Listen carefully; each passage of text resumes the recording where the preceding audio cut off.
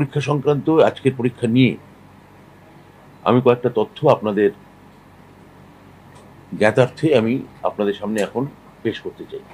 এক, গত রোববার অর্থাৎ 7ই সেপ্টেম্বর নবম এবং দশম ক্লাস 9 আর 10 এর শিক্ষক নিয়োগের পরীক্ষা হয়েছিল। আপনারা জানেন তাতে আবেদন করেছিলেন 3,19,961 জন। পরীক্ষা দিয়েছিলেন তার মধ্যে 2,93,152 জন, অর্থাৎ 91.62%। 91.62%।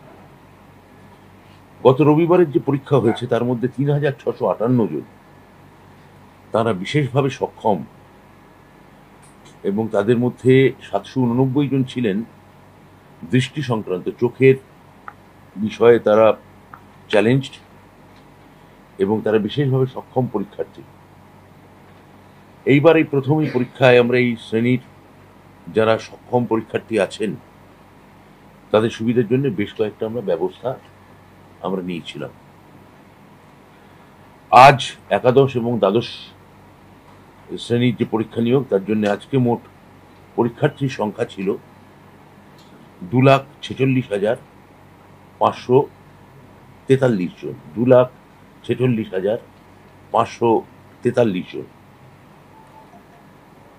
এই পরীক্ষার্থীদের মধ্যে 3,120 জন বিশেষভাবে সক্ষম, এবং তাদের মধ্যে আবার ওই 653 জন দৃষ্টি সংক্রান্তে বিষয়ে বিশেষভাবে সক্ষম। তাদের জন্য আমরা অনুরূপ ব্যবস্থা আমরা রেখেছিলাম। আজকের দিনে এখন অবধি কতক্ষণ হলো পরীক্ষা শেষ হয়েছে? হ্যাঁ, মানে আধ ঘন্টা 35 মিনিট হলো পরীক্ষা শেষ হয়েছে। তার মধ্যে এখনো পর্যন্ত পাওয়া তথ্যের ভিত্তিতে পরীক্ষার্থীর হুবহু সংখ্যা আমি বলতে পারবো না, কিন্তু আমি আপনাকে শতাংশ বলতে পারি আপনাদের। সেটা হচ্ছে 93% পরীক্ষা দিয়েছে। সংখ্যাটা যদি পান শুভ্রবাবু আমাকে একটু জানাবেন। দুই পরীক্ষা মিলিয়ে তার মানে মোট 5,66,000 জন আবেদনকারী তারা 7ই সেপ্টেম্বর এবং 14ই সেপ্টেম্বর মানে আজকে পরীক্ষা দিলেন। গত 7 তারিখে বাইরের রাজ্য থেকে এসছেন, এই তথ্যটা আপনাদের জন্য খুব দরকারি। সে হচ্ছে 31,362 জন ভিন রাজ্য থেকে এসছেন, আমাদের পশ্চিমবঙ্গ রাজ্যের অধিবাসী নন তারা।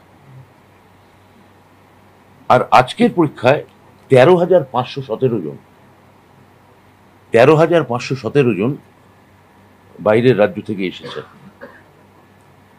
এদের মধ্যে একটা খুব বড় অংশ এসছেন উত্তরপ্রদেশ এবং বিহার থেকে।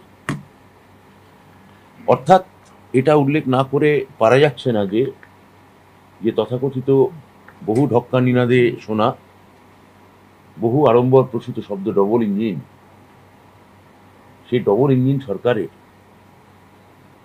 তাদের সাফল্য বা ব্যর্থতার খতিয়ান আসলে কত, এই তথ্য থেকে আপনারা তার একটা হিসেব আন্দাজ আপনারা পাবেন।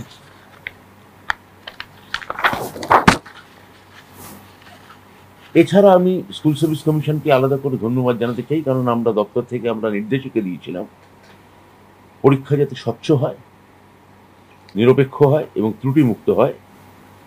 তার জন্য নিয়োগ বিধিতে বেশ কয়েকটা পরিবর্তন আনা হয়েছিল। সেটা আপনারা অনেকে হয়তো জানেন। আমি পরিবর্তনগুলো আরেকবার আপনাদের বা যারা দেখছেন, যা অগণিত পরীক্ষার্থী যারা আছেন বা আরো যারা অভিভাবক আছেন, শিক্ষক আছেন বা এমনি দর্শকও আছেন, তাদের সুবিধার্থে আমি সেটা একটা দুটো বলতে চাই। এক, এই প্রথম West Bengal central school service commission একটা ওএমআর ভিত্তিক লিখিত পরীক্ষা পরিচালনা করেছেন, এবং ওএমআর ভিত্তিক উত্তরপত্রের যেটা প্রথম সেটা প্রতিলিপি তারা আবেদনকারীকে দিয়েছেন, যেটা আবেদনকারীর কাছে সংরক্ষিত থাকছে।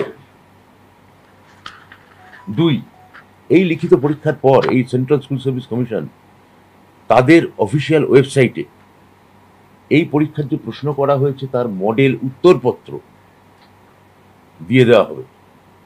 এই ছিল প্রশ্ন আর এই হচ্ছে তার সঠিক উত্তর, এবং আবেদনকারী যারা আছেন তাদের থেকে পরামর্শ কিংবা আপত্তি তারা আহ্বান করবেন ওয়েবসাইটে আপলোড করানোর জন্য। 3, এরপর সেন্ট্রাল স্কুল সার্ভিস কমিশন এই সময়সীমা পেরিয়ে যাওয়ার পর ওরা একটা নিশ্চয়ই টাইম দেবেন যে এই সময়ের মধ্যে আপনি আপনার আপত্তি কত 5 দিন সময় দেবেন। তারপর এই 5 দিন সময় দেওয়ার সময়সীমা পেরিয়ে গেলে সেন্ট্রাল স্কুল সার্ভিস কমিশন আবার তাদের ওয়েবসাইটে পার্সোনালি টেস্ট বা ইন্টারভিউয়ের জন্য ডাকা সমস্ত প্রার্থীদের বিস্তারিত তথ্য এবং একটা প্রাথমিক তালিকা তারা প্রস্তুত করে প্রকাশ করবে। কারা কারা ইন্টারভিউ দেওয়ার জন্য নির্বাচিত হলেন সম্পূর্ণ তালিকা এই ওয়েবসাইটে তুলে দেওয়া হবে, নম্বর সব বিভাজন সব। 3, এই প্যানেলের মেয়াদ শেষ হওয়ার 2 বছর লিখিত পরীক্ষার ওএমআর গুলো এই সেন্ট্রাল স্কুল সার্ভিস কমিশন সংরক্ষিত রাখবে। ওএমআর কপিগুলির স্ক্যান করা ছবিগুলো প্যানেলের মেয়াদ শেষ হওয়ার পর আগামী 10 বছর স্কুল সার্ভিস কমিশন এটি সংরক্ষণ করবে। এছাড়া একাধিক ব্যবস্থা নেওয়া হয়েছে এই পরীক্ষা যাতে স্বচ্ছ, নিরপেক্ষ এবং ত্রুটিমুক্ত হয়। তা সবকটা এখানে প্রকাশ্য নয় আমাদের এই পরীক্ষা সুরক্ষার কারণে।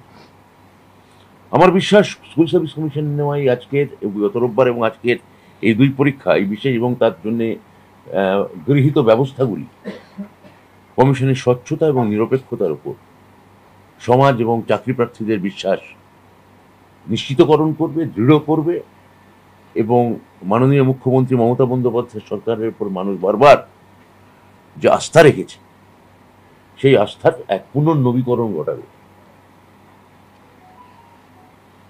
আমি আবার বলি, স্কুল সার্ভিস কমিশন, আমাদের বিদ্যালয় শিক্ষা বিভাগ, সমস্ত জেলা শাসক, ডিস্ট্রিক্ট এডুকেশন অফিসার, মাধ্যমিকের বিদ্যালয় পরিদর্শকবৃন্দ, পরীক্ষা কেন্দ্রের দায়িত্বে থাকা সমস্ত শিক্ষক এবং আধিকারিক এবং পুলিশ প্রশাসন এই পরীক্ষা সুষ্ঠুভাবে নির্বাহ করার জন্যে আমি সবাইকে আমার আন্তরিক ধন্যবাদ জানাচ্ছি।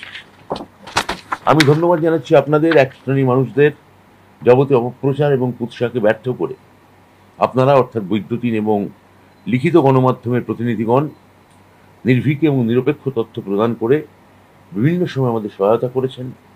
আমি আপনাদের সবাইকে আন্তরিক ধন্যবাদ, অভিনন্দন জানাই। পরিশেষে আবার বলি, এই পরীক্ষা এতটা ত্রুটিমুক্ত এবং নির্বিঘ্ন এবং স্বচ্ছ হতো না যদি না আমাদের মুখ্যমন্ত্রী মাননীয় মমতা বন্দ্যোপাধ্যায় তিনি সারাক্ষণ তার অভিভাবকত্ব এবং উপদেশ এবং সহায়তা আমাদের জন্য 24 ঘন্টা নিরলস জারি যদি না রাখতেন। আমি বলি, আমাদের যারা বিরোধী দলের কোনো দায়িত্ববান সদস্য, তাদের মামলা করার গণতান্ত্রিক অধিকার আছে, হক আছে, আপনারা মামলা করুন, আমরা চাই। এবং আমি এও বলি যে এই পরীক্ষা এতটাই নির্ভুল হয়েছে, এটা আপনারা মনে রাখবেন, নিশ্চয়ই মামলা করবেন, কিন্তু মনে রাখবেন যারা পরীক্ষা দিলেন, যারা এই পরীক্ষার জন্য অনেকে তাকিয়ে আছেন, তারা আপনাদের রাজ্যের, আপনার রাজ্যের তারা বাসিন্দা, অধিবাসী এবং আমাদেরই ছেলেমেয়ে।